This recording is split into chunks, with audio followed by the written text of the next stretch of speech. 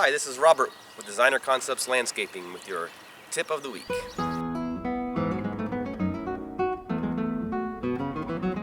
It's April 1st and spring is finally here. We're starting to see some of our plants pop out of the ground in our landscape beds, and along with those plants we're going to see some weeds pop out of the ground. Now there's two different strategies for taking care of these weeds. One is pre-emergent and the other is post-emergent. So first we're going to talk about pre-emergent.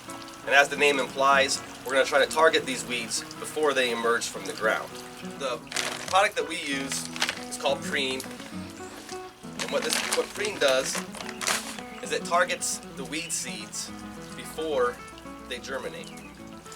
So whenever we're using an herbicide or a pesticide, we want to make sure that we're reading the label and we understand what the label tells us. Now we're going to talk about post-emergent.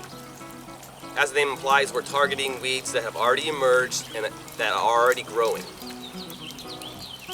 One method that everyone's probably familiar with is spraying your weeds with Roundup.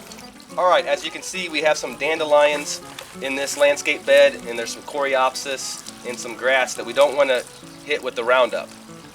When we do use the Roundup, however, we want to make sure that we coat the plant entirely with the Roundup. Be careful not to hit plants that are nearby.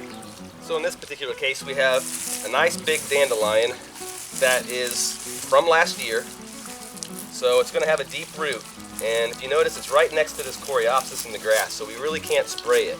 So we want to get this weed out all the way, and I'm not sure that I can get it out all the way with my hand.